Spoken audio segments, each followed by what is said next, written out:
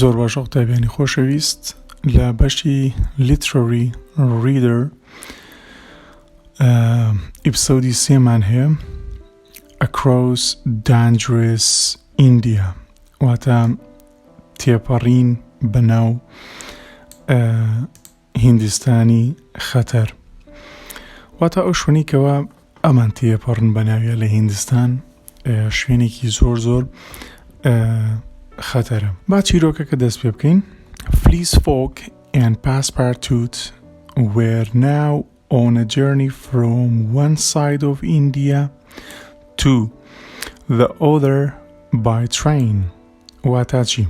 واتە فلیس فۆک لەگەڵ پاسپارتوت ئێستا لە گەشتێکن لە لایەکی هیندستان بۆ لایەکی تری بەچی ئەڕۆن بە قیتار واتە شەمەندەفەر. They traveled through forests which were home to wild tigers.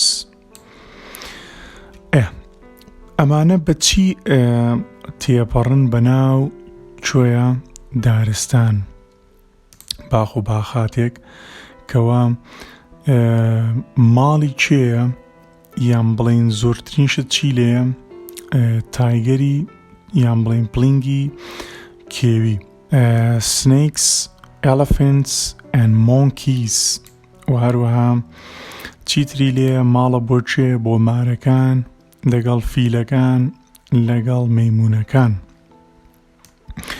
There were also groups of very dangerous Indians living in the forest who often hurt or killed their own people and visitors.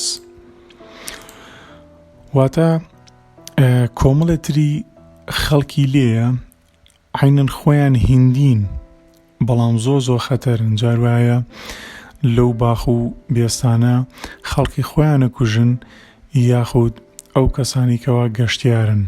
visitors واتە گەشتیار ئەگەر ئاگال لێبێ visitors واتە گەشتیار. زۆر باشە. دینە بەشێکی تر کەوا بزانین چی ڕووەدا. Another Englishman was sitting next to Mr. Fogg and Passepartout on the train. پیاوێکی ئینگلیز لە تەنیشت چێو دانیشتووە مستەر فۆگ و هەروەها پاسپارتوت لە ناو قیتارەکە. His name was Sir Francis Cromarty واتە ناوی فرانسیس کۆمەتریە and he was soldier in British Army in India کەوا جوندی بوو یان سەرباز بوو لە British Army واتە سەربازی بەریتانی بوو لە هیندستان. Mr. Fogg, your friend made a big mistake at the temple. If the British police catch him, you will have a lot of problems, said Sir Francis quietly. وتی مستر فۆگ برادەرەکەت کەوا پاسپارتوتە غەڵەتێکی زۆر گەورەی کرد لە ناو پرزگەکە. ئەگەر پۆلیسی بەریتانیا بیگرێ ئەوە you will have a lot of problems ئەوە کێشەی زۆرت تووشەوێت. تەبان ئەمە چێوتی مستر فرانسیس بە بێدەنگی. If the police catch him then they will decide what happens to him. ئەلێگە پۆلیسەکان بیگرن ئەوە ئەو کاتە بڕیارەدەن کەوا چی بەسەر بێنن. I haven't done anything wrong. They can't stop me from completing my journey, Fleece Fogg calmly replied. واتە وتی من هیچ شتێکی غەڵەتم نەکردو بۆی من ڕابگرن لەم گەشتی کەوا ئەیکەم بەهێمنانە بەسەریعی وەڵامی دایەوە. A little later دوای ماوەیەکی کەم the train stopped suddenly and a man walked through the train asking everyone to get out. پاشکەمێکی تر کەوا بەسەر ئەم مۆزوعە ڕووی قیتارەکە ڕاوەستا لە ناکاو. And a man walked through the train و پیاوێک بەناو قیتارەکە پیاسەیە کرد ئەوێت دێ هەمووتان وەرنە دەرەوە. Why have we stopped? بۆچی ئێمە ڕاوەستاین؟ Mr. Fogg asked the man بە پیاوەکەی وت هۆی کاوەڕێیانی وتی وەرنە دەرەوە. There isn't any more railway, said the conductor. It isn't finished. There are 50 miles between here and Allahabad. یان ئەڵاباد. وتی کاکە ئیتر ڕێگان نەماوە بە قیتار بڕۆین، ڕێگای ئاسنین نەماوە لەم دیۆ بۆ ئەو دیۆ بڕۆی. تەواو ڕێگای قیتارەکە هەرەوە نەبوو و چەندێکشی ماوە بۆ ئەوەی بگەیت بە ئەڵاباد، چەندێکی ماوە 50 miles 50 میلی ماوە. The town where the railway line starts again. لە ئەڵاباد ئەو شوێنەیە کەوا ڕێگای قیتارەکە دیسان دەست پێکاتەوە، بەڵام لە بینی ئەڵاباد و ئەو شوێنی کە ڕاوەستاون 50 میلە. زۆر باشن. دوای دێنە سەر چیرۆکی ئەم وێنەیە، بۆچی ئەم وێنەیە گیرا و ئەو کەسە پاڵ کەوتووە و ئەم کچە دێنن بۆ ویانە. The three travelers got off the train and started to look for another way to across the 50 miles. طبعا هەرسێکیان دابەزان، ئەو پیاوە تازەیە لەگەڵ فلیس فۆگ و پاسپارتوت دابەزان بۆی بگەڕێن بە دوای ڕێگایەکی تر تا بگەنە ئەڵاباد بۆ ئەوەی دەست پێکەنەوە بە گەشتەکەیان. فلیس فۆگ decided to go by elephant. فلیس فۆگ بڕیاریدا کەوا بە بڵین فیل ئەو ڕێگایە ببڕێ. He bought an elephant from a local man for 2,000 pounds. بۆ بە بڕی 2,000 پاوند چی کڕی؟ فیلێکی کڕی بۆ ئەوەی کەوا گەشتەکەی بەردەوام بێ. And then found a guide who knew the way. دوایەوە چی دۆزیەوە؟ ئەو کەسێک کەوا گەشتیارەکان ئەبا بەملاو بۆلاو ڕێگاکە شارەزایە پێلەنە گاید، ڕێنیشاندەر بۆ ڕێگاکان پێپشاندا و غەڵەت نەکەن. Three men climbed onto the elephant and the guide took them through the dangerous forest. واتە سواری فیلەکە بوون هەرسێکیان و ئەو کەسی کە ڕێنیشاندەریانە بە ناو باخ و بێستانێکی زۆر خەتەرە بردیانی. After hours of traveling, دوای چەند ساعتی لە ڕێکردن، they heard something in the forest. گوێیان لە دەنگی شتێک بوو لە ناو باخەکە یان لە ناو بێستانەکە. They hide themselves in the trees and watch it. واتە خۆیان شاردەوە لە پشتدارێکەوە و سێری وەزاکەیان کردیان بزانین چی ڕۆدا. It was a group of people singing, dancing and playing sad music. سێری کرد کۆمەڵێ لە خەڵکن کەوا چیەکەن؟ گۆرانیە لێن دانسەکەن و بەڵام گۆرانەکانیان زۆر بڵێن حەزینە. While they walked کاتێک ئەوان ڕۆیشتن گۆرانەکەیانەوە، گۆرانەکە زۆر حەزین بوو. بزانین بۆ. They were carrying a rich old prince who was dead. طبعا مەلیکێکی دۆڵەمەندیان ئەبرد کەوا مردبوو ئاڵساز بچن بینێژن. And were making a beautiful young woman walk next to the dead body. وان لە ئافرەتێک کردبوو، ئافرەتێکی زۆر جوان بوو، گەنج بوو کە بە تەنیشت مەیتەکەەوە بڕوا. بزانین بۆ. Sir Francis knew what was happening. طبعا ئەم فرانسیسە ئەیزانی کەوا چی ڕووەدا. This is called a city. ئەمە پێڵەنە city. سیتی مەبەستی چییە لێرە؟ ئاگداری ئەو وشەیە بن، قوتابیانی خۆشەویست ئەم وشەیە ئاگدار بن. ئەوتە سیتی واتە بێوە ژن، ئاگدار بن واتە بێوە ژن. طبعا بە زمانی ئینگلیزی نەنووسراوە، چکاگە بە ئینگلیزی بنووسرایە بۆیە بنووسرێ ویدۆ. هی سێت ئەموتی سەر فرانسیس واتە بەڕێز فرانسیس وتی They will burn the woman alive with her dead husband tomorrow morning. ئەلێ ئەم ژنە لەگەڵ پیاوەکەی کە پیاوەکەی مردووە بەڵام ئەم ژنە ماوە لە ژیان هەردووکیان بەیەکەوە ئەستوێنن ئەمە یەکێکە لە عادەت و تەقالیدەکانیان. اینجا Mr. Fogg was unhappy to hear this and said I think we should save these women. ئەلێ Mr. Fogg زۆر پێی ناخۆش و کام شتێ بیزوتی کاکە گیان با ئەم ژنە نەجاندین بۆ ئاوای لێبێ.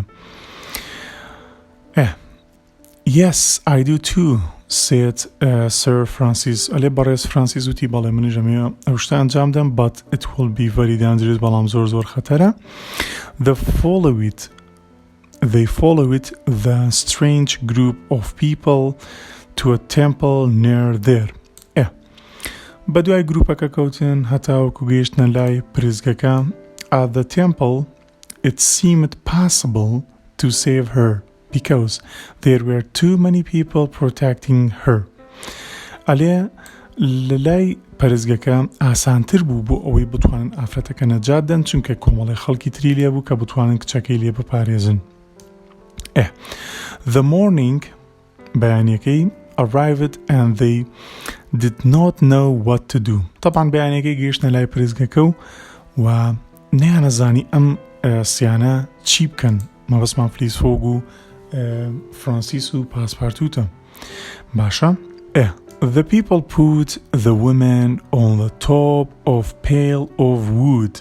ژنەکەیان بردە لای دارەکە دارە بڕاوەکان with her dead husband لەگەڵ ئەو مێردی ئافرەتەکە کەوا مردووە بڵین ئەو مەلیکە دۆڵەمەنەکە ئافرەتەکەیان بردە لای وتیان پێویستە تۆش بستێنی لەوەرەی ئەو مردووە تۆشە بێ بمری لەگەڵیان. They started the fire and a lot of smoke started. طبعا دەستیان کرد بە ئاگرکردنەوەکە و دووکەڵێکی زۆر دروست بوو to come from the burning wood لەبەرەوەی دارەکە سووتان دووکەڵێکی زۆری پێیا کرد بوو. Suddenly the dead body on the top of the fire stood up.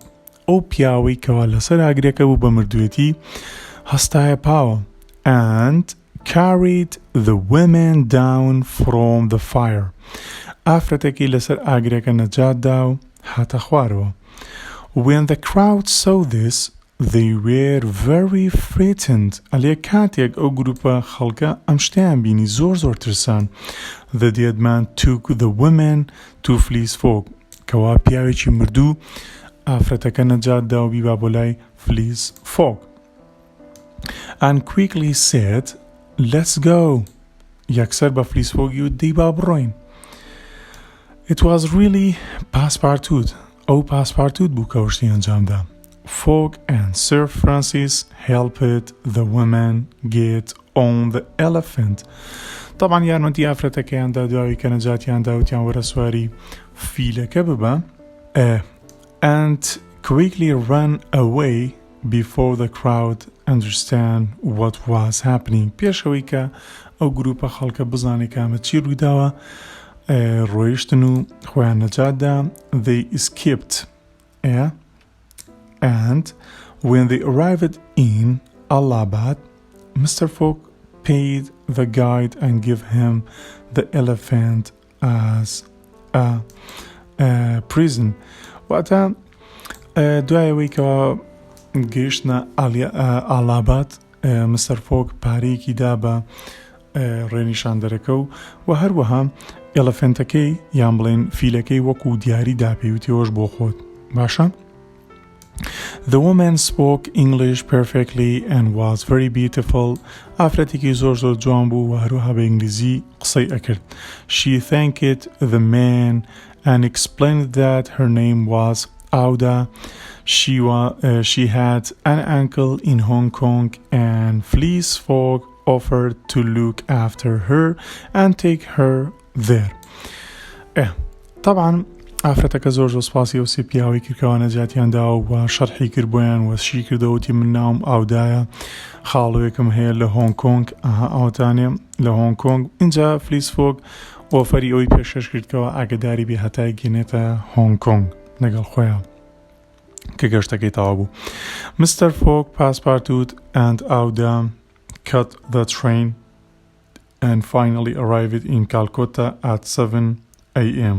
on 25 Mr. Fogg passepartout and Auda cut the train and finally arrived in Calcutta at 7 p.m. on 25th October. طبعا مستر فوغ و پاسپارتوت و واروها ئەودا قیتارێکیان کرد و دوایەوەی کە گەیشتنە کالکۆتا ساعت 7 بەیانی لە 25 ڕۆژی ئۆکتۆبەری مانگی دەبڵین. اینجاکە Fleece Fogg was no longer 2 days early. He was just on time, but he was happy. طبعا مستر فوگ زۆ دڵی خۆش بووکەوە لە کاتی خۆیان گەیشت و هیچ تاخیر نەبوو. اینجای ساچینە لای پرسیار وەڵامەکانی ئیپسۆدی 3. زۆر باش قوتابیانی خۆشەویست، پرسیارەکانی ئیپسۆدی 3 لە لاپەڕی 74 کتێبی چالاکی دەی ئامادە بن. خاڵی یەکەم طبعا ئەمە بۆ شایەکانە پڕمان کردوتەوە بە جوانی بۆتمان نووسیوە بۆی ڤیدۆکە ڕابگریت و بیان نووسی. ئێمە شەی خوێنینەوە بزانین چی ئەڵێت و بۆچی ئەو وەڵامانەمان نووسیوە. خاڵی یەکەم ئەلێ This was the man who spoke to Fogg on the train. ئەو پیاوە چێ بووکەوە بۆ فلیس فۆگ قسەی ئەکرد، تازە بوو، کرۆماتری بوو، مستر فرانسیس بوو، ئەوەی تازە لەلایەنەوە دانیشت بوو. خاڵێکی تر ئەلێ This was the person who explained the problem with the railway line. ئەلێ چێ بووکەوە ئەو مشکیلانەی بە ئەوانەی کەوە سواری قیتارەکە بوون ئەوت وتی دابەزن و لێرا بێ ئێوە دابەزن لە بەرەوەی قیتارەکە هەر ئەوەندەیە ڕێگاکەی. طبعا کۆندەکتەکە بوو، یعنی قایدی ئەو شەمەندەفەرە. This was the city that they had to reach to get on the train again. ئەو شوێنە چۆ بکە وایە بگەن پێی بە قیتارەکە. ئەڵاباد بوو. اینجا This was the distance that they had to travel to get there. طبعا چەندێ دووری بوو لە بینی ئەڵاباد و کە ئەو شوێنی ڕاوەستان 50 میل بوو. This was the type of transport that they used. جۆرێک بوو لە هۆیەکی گواستنەوە کە ئەوان بەکاریان هێنا کاتێک قیتارەکە ڕاوەستا. طبعا چی بوو؟ ئەلەفەنت بوو، یعنی فیل. This was the amount that Fogg paid for it. ئەلێ ئەو بڕەپارێ بوو کە مستر فۆگ دای بۆ کڕینی. چەندێک بوو بڕەپارەکە؟ 2,000 pounds، واتە 2,000 pounds. خاڵێکی تر This was the person who took them through the dangerous forest. چێ بوو بە ناو باخ و بێستانە خەتەرەکان بردیانی و ڕێگای نیشانیدا یان ڕێگای نیشانی ئەو سێ نەفەرەدا گایدەکە بوو، هۆی ڕێنیشاندەرەکە بوو.